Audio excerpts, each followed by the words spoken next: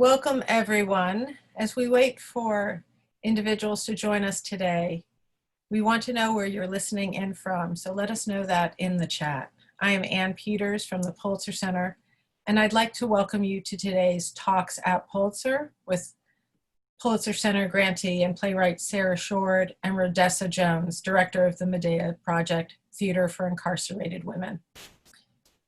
This session is part of our summer series, Focus on Justice. And we believe it is critical, especially at this time in our history, to keep issues of justice at the forefront of our reporting and our conversations. Today, we remember all those who suffer from race-based violence, and especially those who were killed this year alone. Among them, George Floyd, Breonna Taylor, Ahmaud Arbery, and Rayshard Brooks. The Pulitzer Center is committed to addressing injustice in our journalism and our education work and in our public engagement, seeking to put an end to racist police brutality and grossly discriminatory government policies and social practices that have been part of this country since its creation. We are a nonprofit journalism education organization based in Washington, supporting some 170 reporting projects each year on global and local issues, conflict and peace building, the environment, climate change, public health, and our racial justice portal is newly launched. We have developed a strong university program bringing journalists onto college campuses to engage students and award reporting fellowships each year.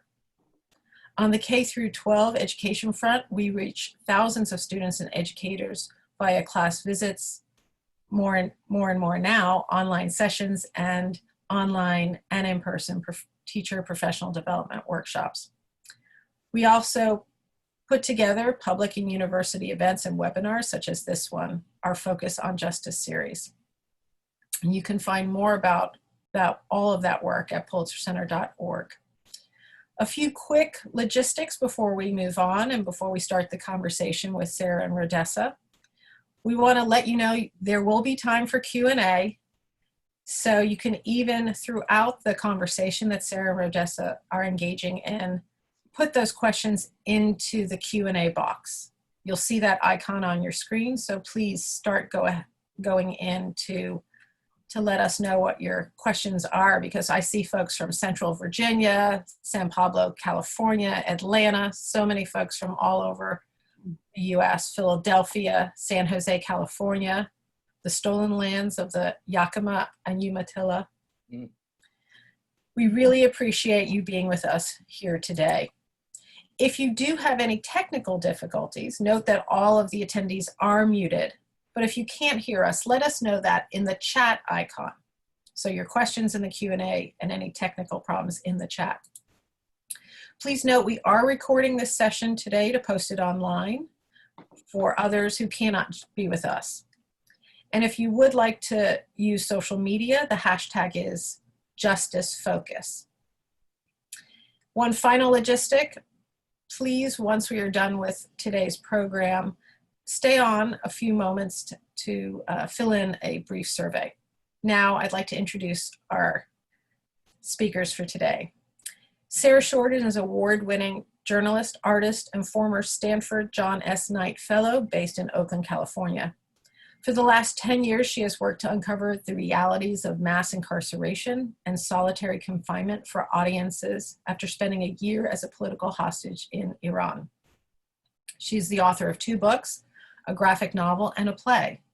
Her journalism has been published in many outlets, including the New York Times and Mother Jones. Her play, The Box, premiered in San Francisco in 2016, and went on to be performed at the old prison penitentiary on Alcatraz Island.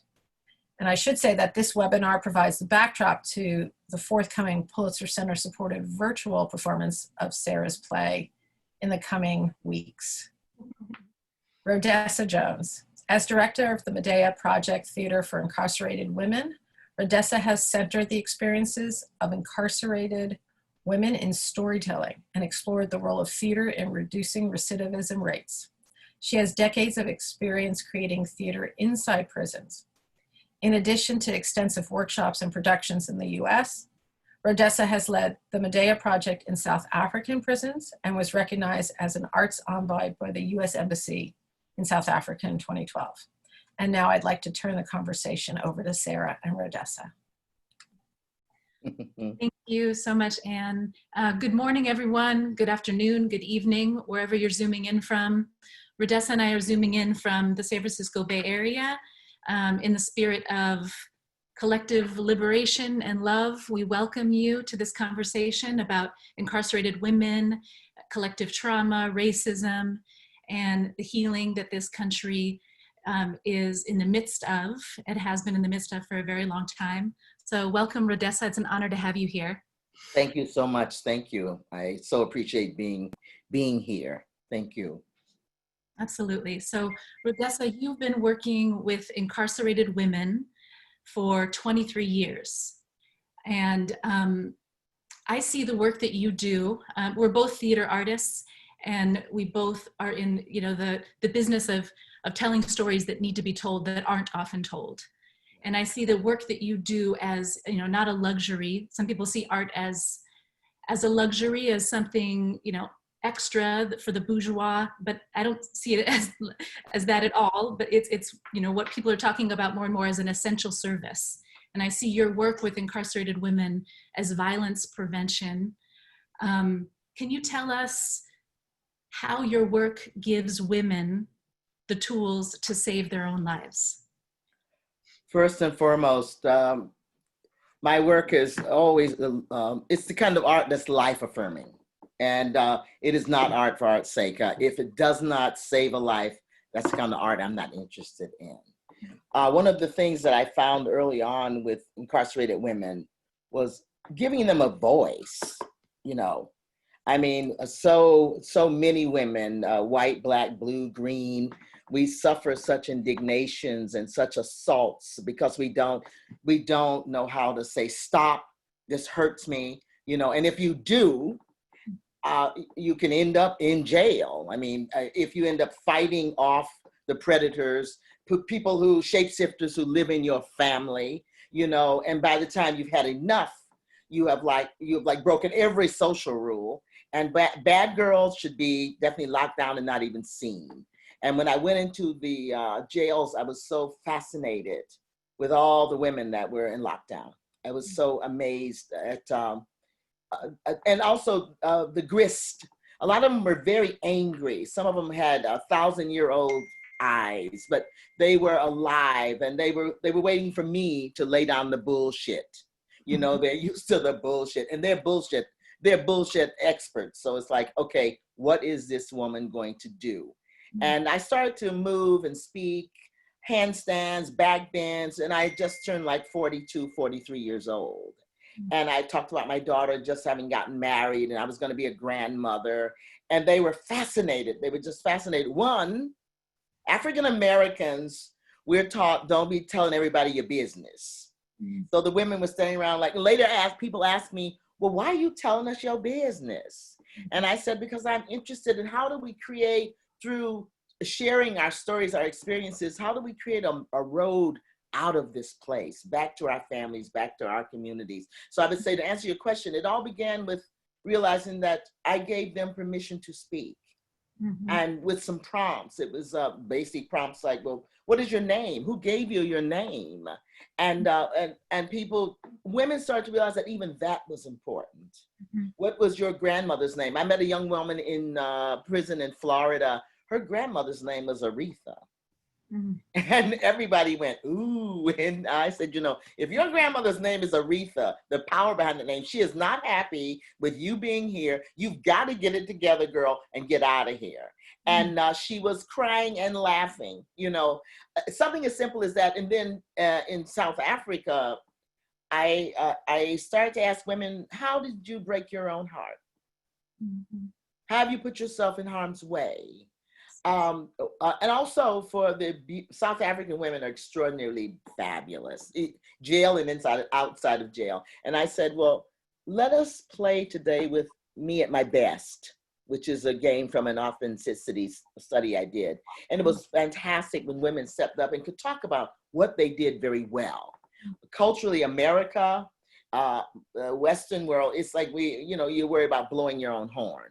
And I just say to women, as my dad told me, it's a damn poor dog that can't wag its own tail. So bring it, show us who you are at your best. So to answer it, it was simply about creating a circle and asking certain questions that to me, my name is Rhodessa. My brother was in Korea when I was born, my oldest brother. He found out about Cecil Rhodes in Korea. And he had a girlfriend named Odessa. And he put the two names together, and I didn't get my name for 9 or 10 days because he made my mother wait until he sent her name. So, and it's a powerful name. When I was in Denmark and I was doing children's theater, one of the critics there said, Rhodessa Jones is the exotic child. So I always tell people that Rhodessa means exotic child. Yeah, so name things is the intention to make things. Yeah. Absolutely. And yeah, that question, how did you break your own heart? We're going to get back to, because collectively our hearts have been broken for a very long time. And I think we're in a moment right now where America is looking at itself in the mirror. America is questioning itself and questioning the toxic, murderous ideology of white supremacy. Yes. And this moment has opened up a collective wound, and there's an opportunity here for collective healing. But before we get deeper into some of these specific stories of the women that you've worked with, how they used art to save their own lives, I want to show a clip. Holly's going to show a clip from the Medea Project of some of these women and how you came into the jails in the first place.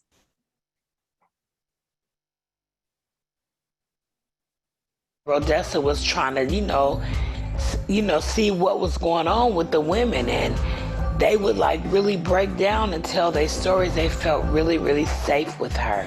She really taught me not to be ashamed of my story, to not put my head down in shame either, and that most people could not have lived my life and survived. That God had a plan, and here she was. And we started meeting and talking and dancing and moving, and we had choreographers, we had actresses, and all of this came into play. It was a 4 or 5 months preparation, and then we were for a 2-week run at the Lorraine Hansberry Theater. So that requires being shackled and transported in a van. Rhodessa is very good about teaching us that I have a right to a life, and I'm just not these things.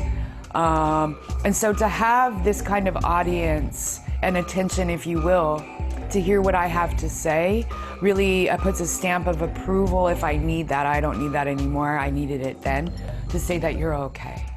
I don't suffer it much anymore, but in the early days, there were women who wanted to come and sit with us, but they didn't want to have to share anything. And at the same time, they would put on this mask of boredom or fierceness. We had some, what Miss Jones would call the fists. She's a little fist. And that's less about behavior to her or anyone in the group, but more about just so angry, rightfully so, that it's very hard to penetrate the spirit, Anger is sorrow's bodyguard, so we have those, but most of all, it's very difficult to get to the finish line in something like this and to be willing. And so I developed a game entitled, If We're Gonna Work Together, What Is It That I Should Know About You? And so it broke this facade for a lot of women, because a lot of women would say, well, I don't take no stuff. Or, I've done time in prison, which means I'm a hard ass. It's like, okay, fine, well, but if we're gonna work together in an intimate way, what are you trying to tell us about you? Are you dangerous? Well, yeah, I said, well, okay, but break that down to me. I said, because we ain't gonna hurt nobody in here. It's like, and nobody's ever told them that you're beautiful. You're even beautiful when you're angry, So, yeah, I hope yeah. She asked me did I know how to sing, and I sung something, and I was like in it. It's not like it was an interview or nothing with her, but I sung a song, and I was in the show. Now this is a rap about a girl who tried to base rock and it rocked her world. I said don't knock it until you try it. It's incredible work And incarcerated women are the bomb. They are. If I'm gonna be in trouble, I want some of those girls at my back. Because they've met the devil, and he's a very dull dude. And I like bad girls, you know? I'm a bad girl. The girl was broke. She got the lighter. If I'm not there for like a month or two, I miss it so much, and it's my soul yearns for it. You know, it does something. It completes me. Don't do it. Don't do it. Don't touch that rock.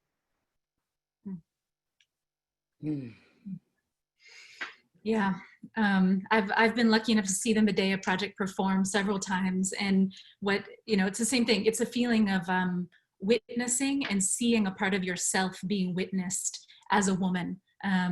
Because I don't know a single woman that's not a survivor of something. Mm-hmm. And I come from a lineage of women that are survivors, a lineage of domestic violence. I was raised by women. You talk about, how much you love women. And can you talk about one woman in particular that has changed your life through the work? One woman who you saw heal? You could say her name if you want. Just what is her story? What's the backstory and the progression? My goodness, which one now? Was it Gina? Was it Cassandra? Angie? Angie is the young blonde woman who became my daughter. I mean, I met her in jail, kind of like, she had been through it as far as drugs and a life on the streets. And at the same time, she was so open to the process, as well as we did Pandora's Box as a part of a show, the Greek mythology around Pandora. And Angie became, Angie was, I think it was Confusion, was her character. And she did this whole thing of walking back and forth and trying to answer the questions. And at the same time, she wanted to be near me. Even when she got out of jail and was into a transitional house, she would just be available to me. She was on the phone to me. And for me, I realized, oh my God, you are a panacea. You have set this up. You have created this incredible holy ground. And there are women that are constantly reaching out for that lifeline. And what does that make you, Rhodessa Jones? And it made me grateful. It made me aware of my own power. It made me much more open about who I was. And also embracing forgiveness. Back to the time that we're living in right now, the other side of the open wound is that there's so many open hearts. Mm-hmm. Seeing George Floyd die like that on television during this pandemic when we're all at home, America went, wait a minute, that's not who we are. And our children, all of them are out in the streets, raising hell. Barack Obama said, it appeals to our better angels. And our country may be upside down and leadership needs a lot of work, but the American people, largely are coming to the center of this very pulsating heart. Now, the other side of it is the darkness, but, as my women in jail will tell you, you'll realize you've met the devil and he's a very dull dude, very, very, very much so. And don't struggle with women. You're not ready. Women are far more dangerous than men, so the country needs us doing what you and I are doing here, Sarah, sharing this talking about it, because I just want to go back to your piece, The Box. It was stunning. That's how we met.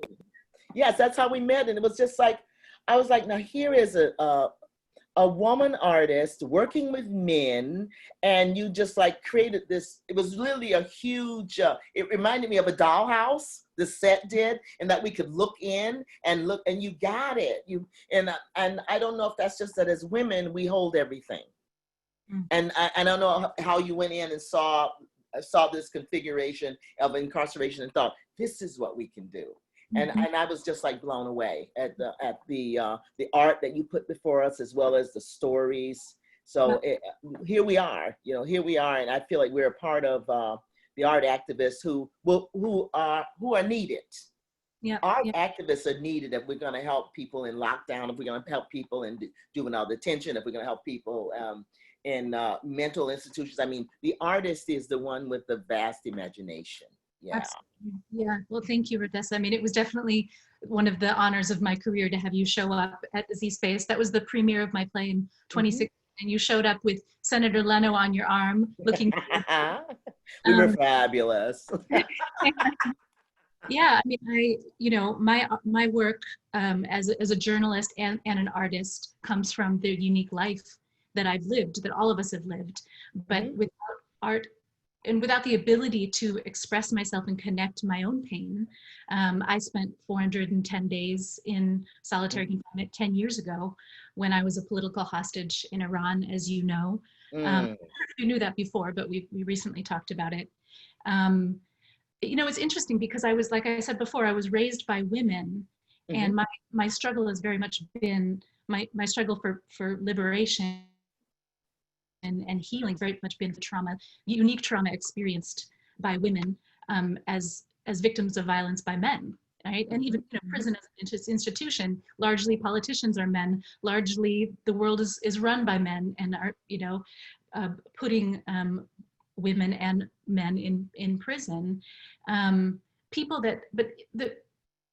know a little bit about your life. I've been reading up and watching videos about your work in prisons in South Africa and in Florida, but I don't really know that much about you, Rhodessa, as far as like, I know you walked into that jail thinking you were going to teach aerobics in 1989 to these women, and that's not what you realized you were really called there to do at all. How has this work changed you? What has been your journey in doing this work for the last 2 decades?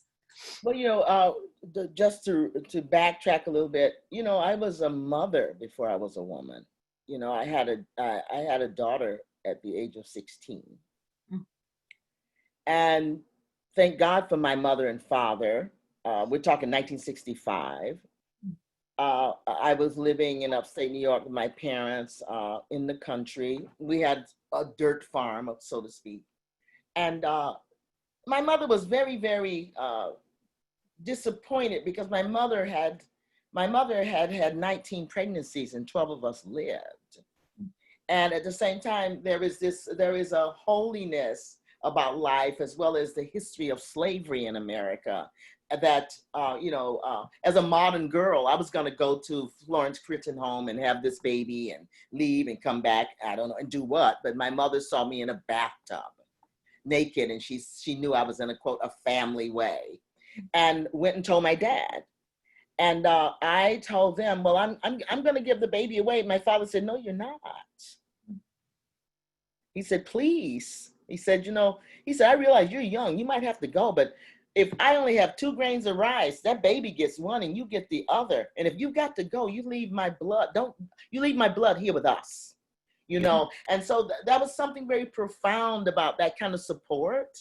And so when I went into the jails, it deepened the appreciation for my family. No, they're not educated people and all that, but the heart and the spirit and the bounding together was amazing. So when I went into the jails, I brought that with me, and I told them the story. And so many urban girls were just fascinated that here I was sharing the story. And a lot of women did understand it as well. But it deepened my appreciation for my own roots and where I came from. And I was just saying to a friend the other day, black people, we're not monolithic. There's all kinds of black folks, there's like, as there is with the rest of this callaloo called America. But I went into the jails. It helped me to find my way. I thought, this is my work. There is something I know about this that I don't know if I was ashamed as much as I was just kind of stymied. Okay, I graduated high school because my mother, Estella Lucy Jones, said, you got to finish school. She said, you have a baby to take care of. Not even that you got to go to college, but that you got to finish high school. So I had that under my belt. I was already dancing with a women's group. You know, I was surrounded by Tumbleweed, which was a women's group started by Teresa Dickinson, who had been a member of Twyla Tharp's company in New York. But she came to California. She wanted to collect it because she wanted women to make decisions. She didn't want to be the director. So all of this is the stuff I brought in with me. And also Idris Akamor, who I just have to give a shout out to, he said to me when I met him, he was my partner, life partner for about 11 years. But when we started, we realized that we were on to something as a performing duo, as a very stable African-American nonprofit in San Francisco. He said to me, he said, quit your day job. He said, we can do this.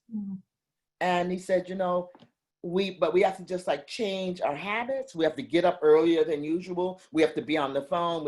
And he had already been doing this as a musician. And we started touring all the time, you know. And he gave me this incredible platform in which to stand. And then another man in my life, my Irishman, he said, you know, Ro, you know everything. He said, you know, Dennis John Patrick Riley, he said, babe, you know everything there is to know. You know, he said, don't be afraid of it, have confidence. So I brought all of that into the jail, even the love of two very different men, to share with women that it was possible. And of course, my sisters, my women, as you say, we know that circle, you know, and to have that kind of energy behind you, you know, behind me. I brought all that into the jail, and even the spirits of my great grandmother, both of them, the matriarch and the patriarchal grandmother. But I talked about all this stuff to these women.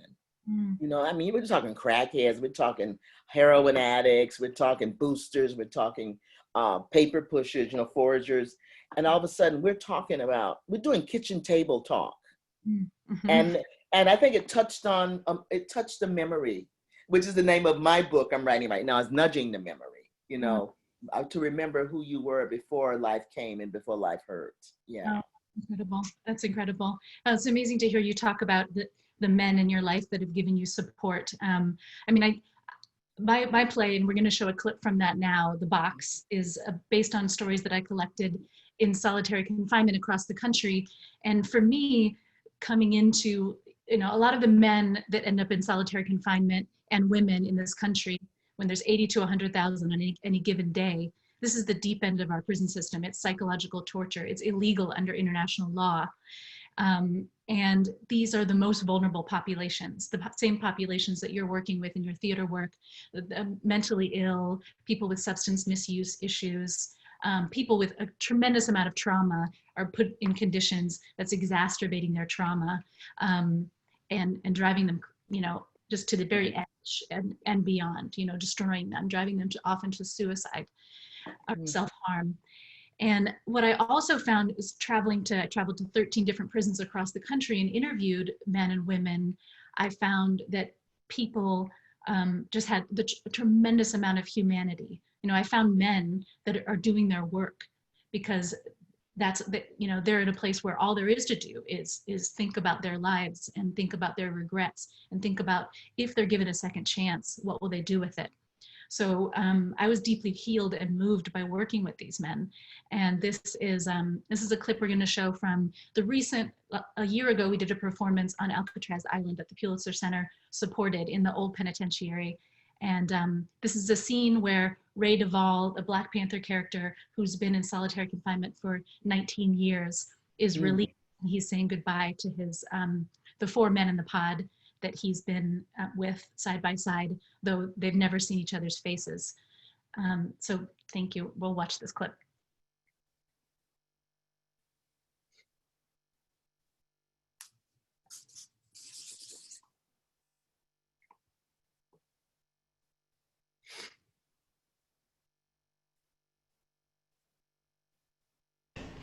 What's this? Farewell, goodbye to you. Farewell, goodbye to you. Farewell, goodbye, motherfucker. Farewell,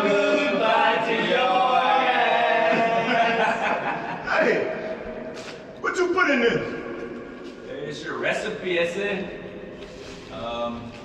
M&M's, trail mix, bread, chocolate squares, hostess cake, cookies, granola bars, cornbread, peanut butter, jelly, and maple syrup. And pepper flakes. I came up with that one myself. Pepper flakes? Yeah, I can taste that. You get it from Jones? It's a secret ingredient, man. Don't ask me where I got it. Hey, Rocky, send me your line, youngster, if you want some of this cake. Time to go, Bob.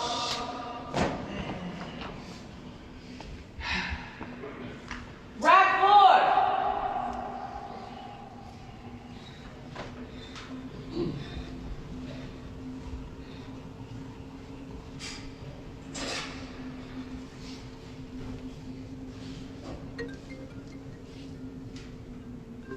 Stay up, yes.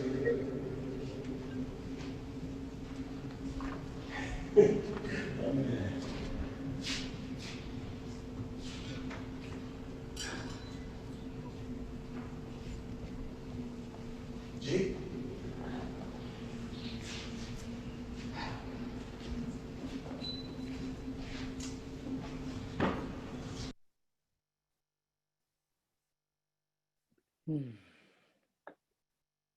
Yeah, so that is Ray Duvall's character, who's played by Damian Brown. Damian Brown himself is formerly incarcerated.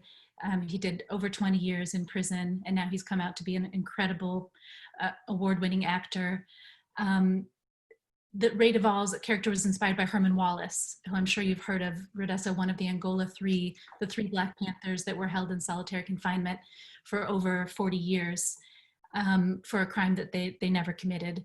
And these, you know, working with these men and hearing the stories of men, I think has been a tremendous healing for me around to see men that find love for each other and find a way to heal their own trauma and their own wounds. You know, men that society has failed on every level. It really, there's a way that art can give this back to you, right? That prison destroys life and art can give it back. So can you tell me, what do you think is wrong with the way that the mainstream is telling the stories of incarcerated people, or for that matter, Black and brown people? Well, I think because we get such double-edged, double-layered messages, and even you know, there was a rash of prison shows a few years back, and they were all kind of, some of them were rooted in the glamour of Hollywood, you know, that you know, and we as a public, we're hungry to know something, unless you, of course, if you're involved. You know, my brother was at Attica, you know, so I, you know, a long time ago, before I was this activist, so I had a bit of a, you know, a different kind of attitude about it. But I think it's people are led to be, even when you get arrested, you can be found guilty right away. You know, this is what happens with death at the hand of the police, as well as some of us Black and brown people are not even visible. Mm-hmm. Just an aside, I have a landlord that has never ever called me by my name.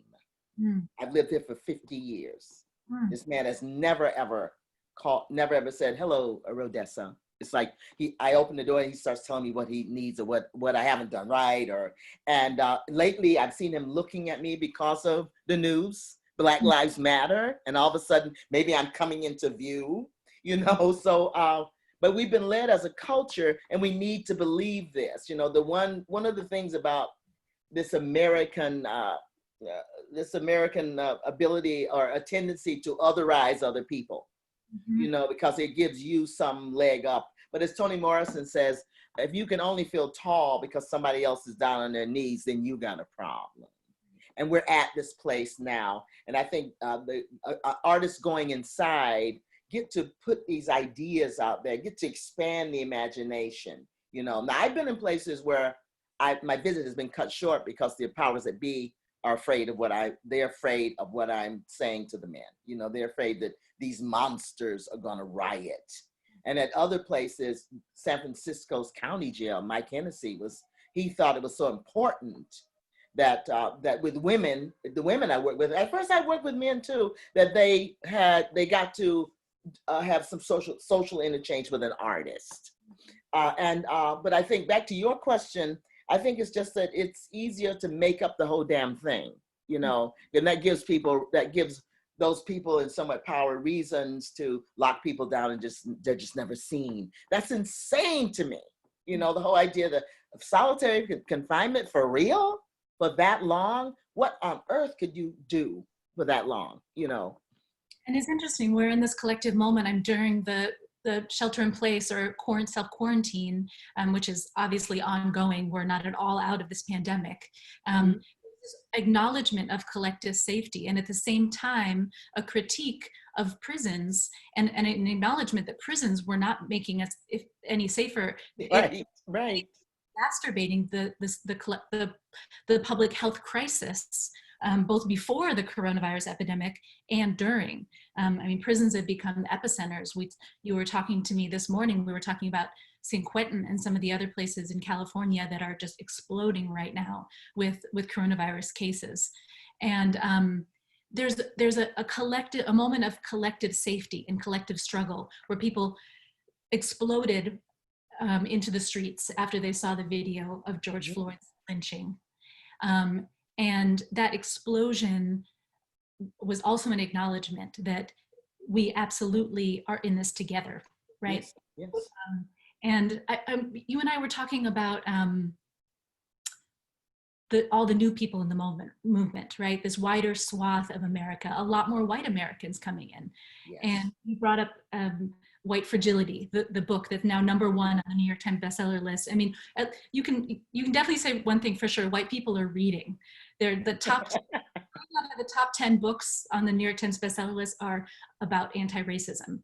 And let's hope they're talking to each other about the books.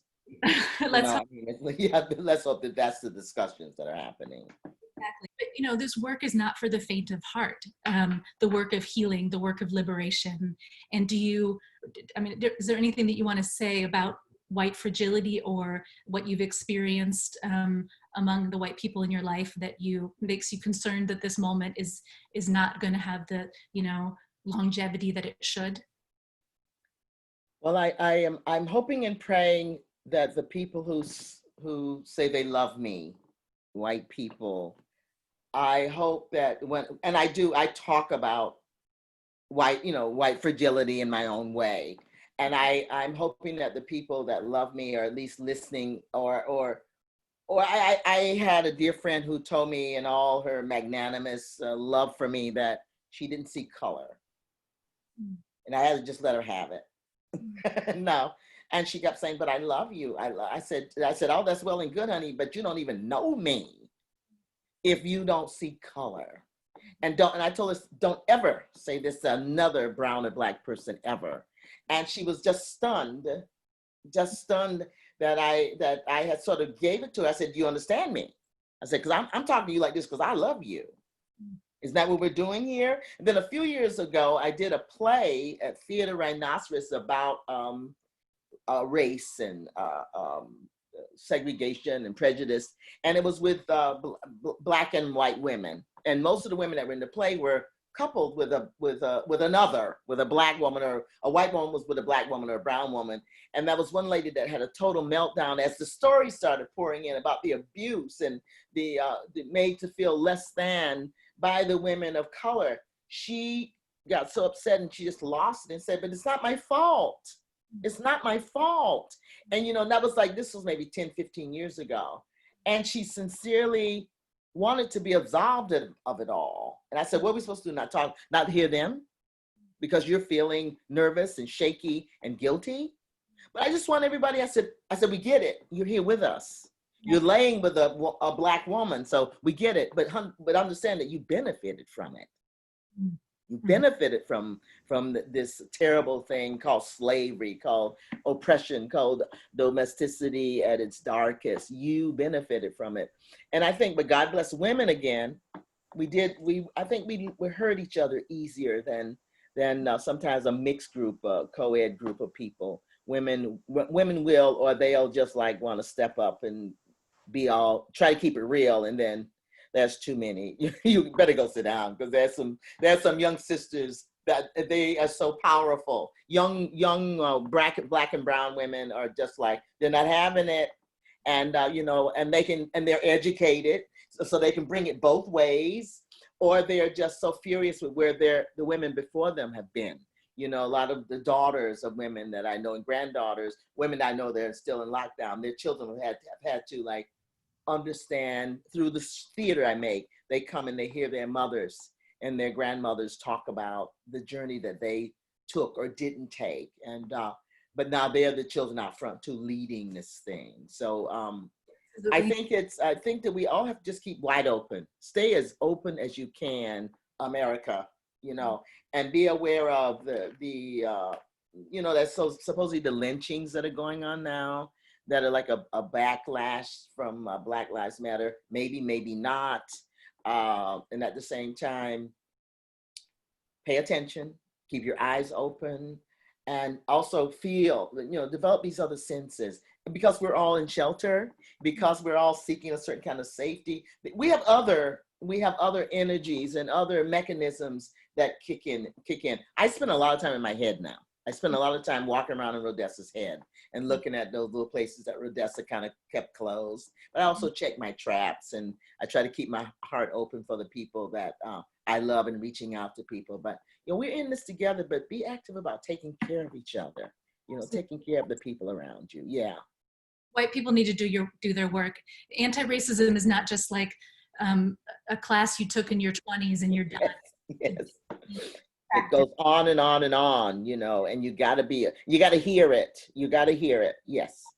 Absolutely. So this next clip that I'm going to show is about that. It's about, doing your work is not easy, and it's not for the faint of heart. Here we go.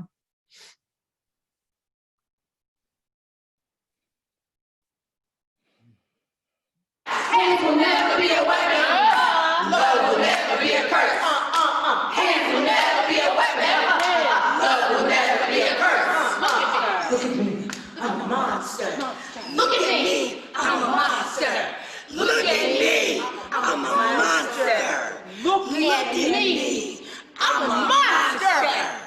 Every moment is real. I ain't down with all this fucking costume shit. I don't know what that is, but it should be sacred. From here, it's a sacred circle, to here where it's modern day women. What? That's what I'm interested in. And this has got to be like hard. Every moment, every musical sound is its own picture. Okay? But make sure that this is a powerful picture. Okay? So, good. Carry on. Just be aware that it is sacred. That's what I think this group is. This ain't your mother's theater company. Look at me. I'm a monster. Working with Rhodessa is very hard at times. She's definitely one that she's gonna read through your bullshit. She can go from being a great director, well, she is a great director. She can go from being an angry director to a very nice director, like laughing and giving people hugs, to like yelling and banging on the stage. So we just let her express. Express your emotion. Go ahead, Rhodessa, it's your turn. Say what you gotta say. Say how you feel. We let her go through her process. Oh my gosh, she could yell at you, she could get pissed at you, and you'd be like, oh, I don't want to do this. But you feel like, when you're getting yelled at or getting scolded, it's still from a place of love, and it's not meant to cut anyone down, which sometimes, unfortunately, I've seen other directors do. It's meant to, make you feel bad. She's the opposite. She knows, like, oh, this is how I will motivate the group to get the results that we all want. So it's still very loving, She's just real. She wants you to tell the truth. It's all about telling the truth. She has a lot of witchery. She's like, the sidewalk shaman, if you will. She's very ritual based, so there's a lot that comes from her soul rather than what's right and what people think is the theater realm. Rhodessa just works off of spirit and soul. Yeah, beautiful.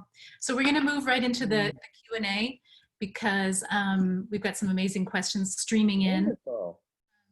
Someone named Kayla is asking, how do you, in what practices or daily habits are we both finding strength in recently? Which reminds me of the question that we asked each other in one of our dialogues on the side of, what have you discovered in this moment during the pandemic, during shelter in place, that you're reluctant to lose? The peace and the quiet. I love the quiet of what this time brings for me, but I'm 71 years old. So I've been out there. I had a good time, and I don't want to deprive anybody of that, but the quiet, the solitude with myself is one thing that I will miss, because, we got to, even our work, both of us, it's like going in and out of prisons and those particular places it can be so tumultuous. Yeah. Definitely. And for you, Sarah, what is it? What is it for you? Well, it's similar. I think that I've found a much deeper spiritual practice. Yes. And I think I mentioned to you before, I was reluctant to really face my whiteness and look at my ancestors. My grandmother, may she rest in peace and power, was a brilliant artist and a pianist, and she was also horribly racist. And my grandmother was an immigrant from Ireland, and she was, she saved my mother's life as a child, and she was also horribly racist. And to hold these contradictions and to sit with that pain, you really need a spiritual practice. You really need that solitude. And for me, it's been a long 10-year process of reclaiming that solitude, because in prison, that was torture. That was used to break me, tried to, they tried. So this has really been a full circle moment of circling back to my essential self and being able to face what I need to face. So we have another question coming in about, how did you find your connection to art, and when did you understand how to use it in your activism? My grandmother, my big mama, my mother's mother, that's how she taught us. That's how she guided us with stories, with parables. I knew about Uncle Remus long before Disney. The Briar Patch, and also she had this whole handle on the fairy tales. She told us about the maid hanging up the laundry and the crow pecks off her nose. Crazy. But my grandmother was an incredible actor, but there was so many of us. My mother and father was working, and this was my early beginnings. And also it was my way to seduce all kinds of people, white people, being out in the world, because we were migrants. So my family, we were all over the Eastern Seaboard. So you'd end up in schools with just white people sometimes. And you had to be just a little bit more clever. And you had to be, and knowing that you were just a bit more real. And so that was the early beginnings of my performing. Telling stories was a way to weave a certain kind of magic, a way to seduce people, mesmerize people. Yeah. Yes. And that's connected to another question. Rachel Dickstein wants to know about the origin of the name, the Medea Project, and the connection to Medea. How much time do we have, sir? No.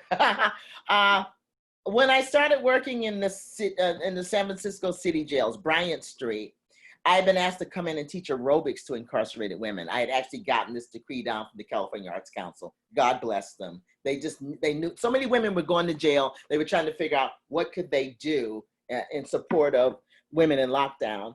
So I went in, and I would gather the women on Mondays or Wednesdays or Fridays, and I would go to all the cages on the 7th floor on Bryant Street.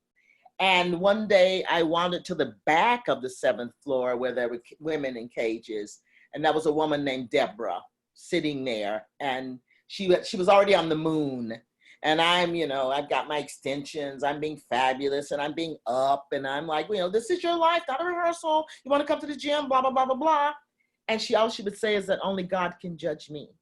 And she was looking far away. And I'm like, huh?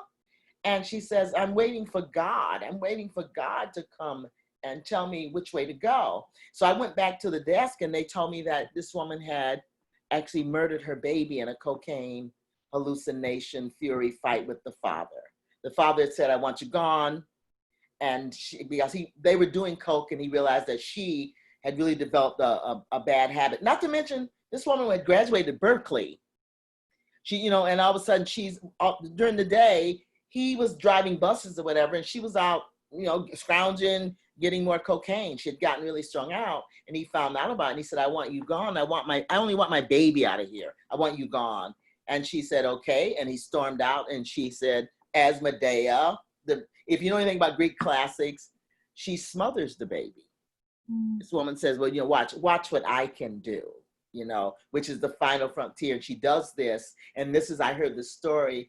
And I had already been interested in Pasolini's Medea. And I'd been interested in A Dream of Passion with Ellen Bernstein. So all of a sudden, this Medea character is in my face again. And I knew that it was going to be called the Medea Project because of where women had been, the darkness that they had, the rabbit hole that they had fallen into. So yeah, it grew out of a basic knowledge of the myths, but also hearing a story that was really alive. Yeah.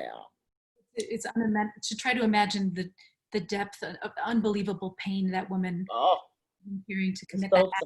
Unbelievable pain to live with having committed that act.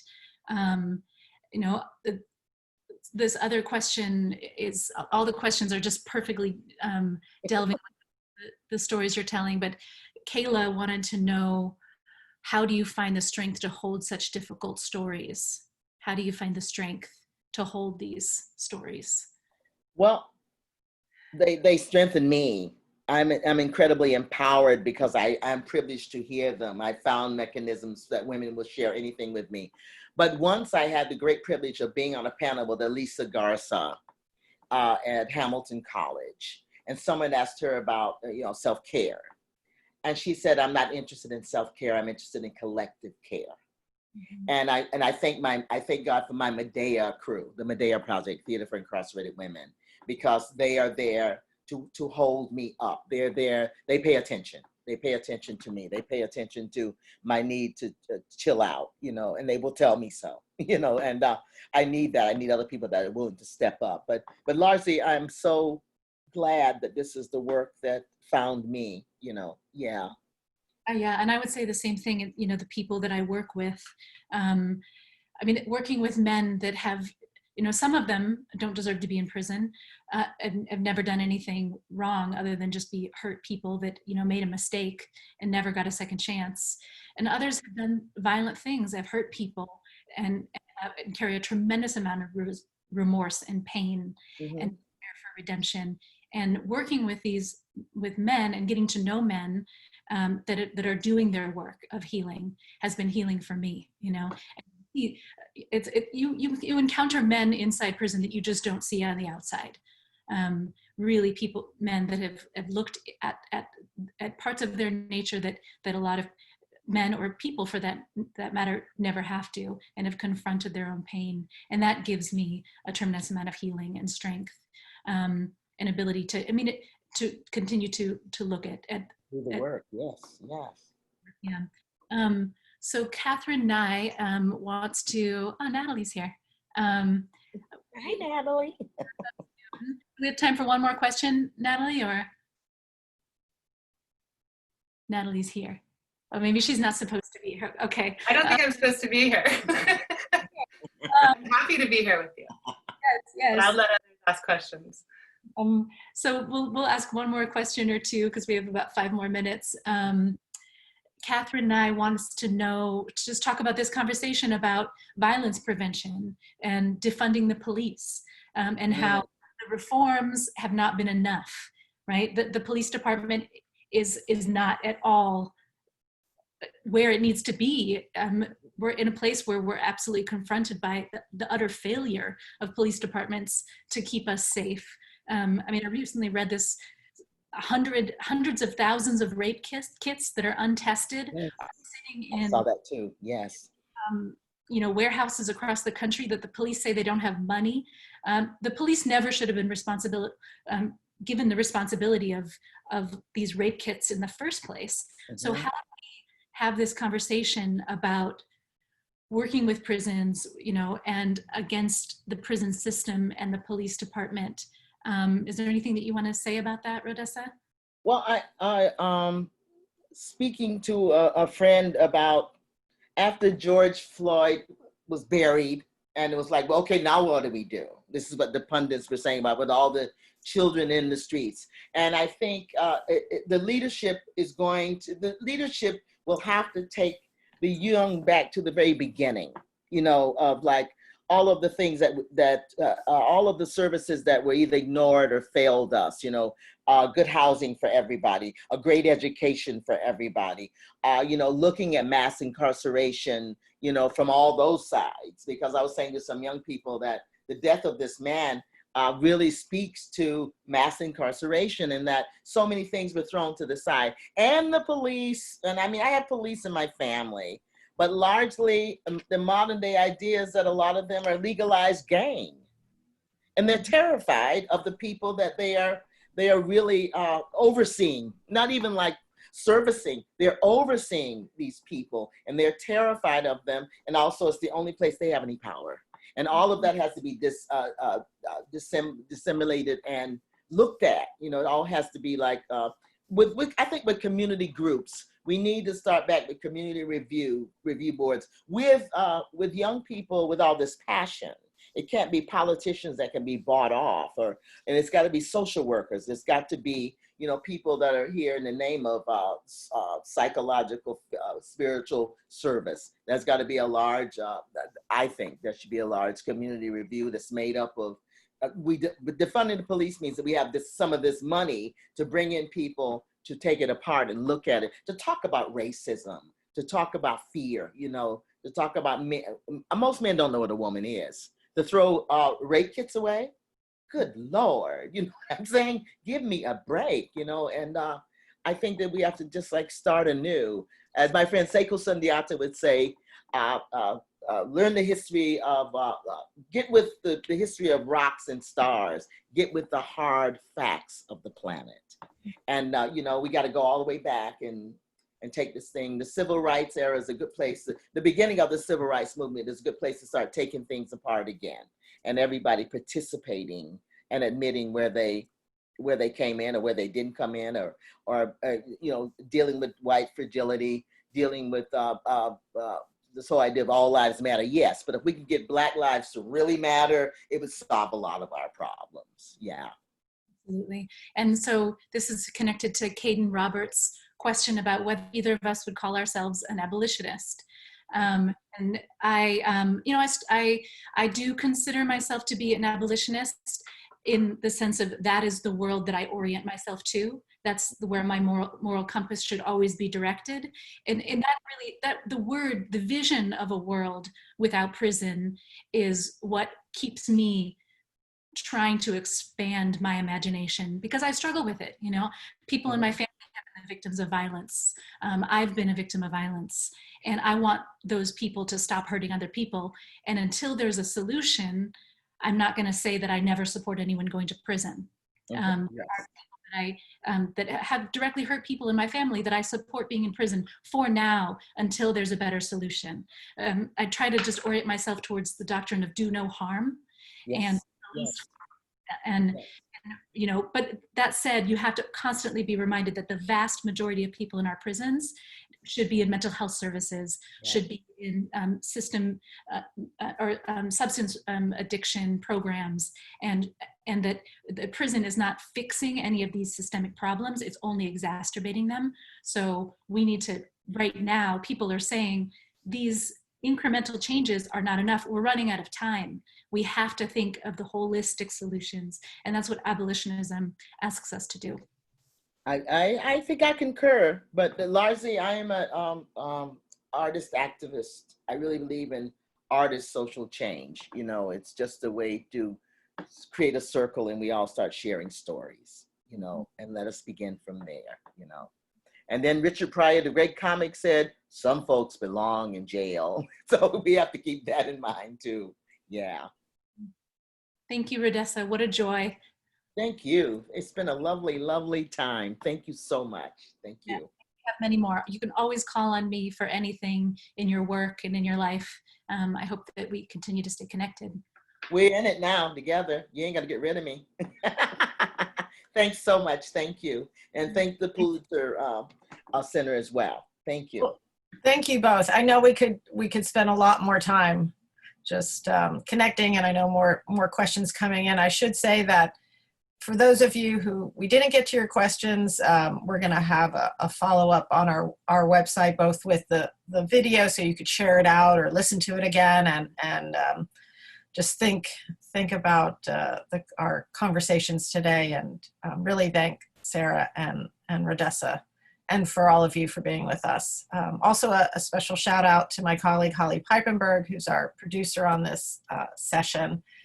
And just also a thanks to one of our key funders, the Art for Justice Fund, and other donors that support the Pulitzer Center's reporting and education outreach on mass incarceration and related justice issues. And the Art for Justice Fund is created by Agnes Gund in partnership with the Ford Foundation and Rockefeller Philanthropy Advisors. If our audience could stay with us for just a few more seconds, we'll have that brief survey which will pop up officially to end our session. We really appreciate your time with us today, and want to mention that we are a nonprofit journalism, and so we do depend on donor support. Also, to let you know that our next session on the Focus on Justice series is set for Wednesday, July 8th, also at 2 p.m. Eastern. And we'll be having Norris Henderson, Brian Frank, and Helena Wong to discuss the power of art to create change and to inspire justice in American communities. Norris was wrongfully incarcerated in Louisiana for more than 25 years. He is the founder and executive director of Voice of the Experienced and Voters Organized to Educate. Brian is a documentary photographer and Pulitzer Center grantee, and Helena is the project director for the Art for Justice Fund. You can find out more about this event and other in our series on our website. Again, please feel free to share out all of this information.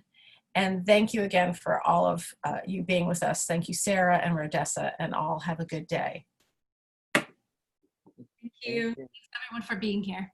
Thanks again. Thank you.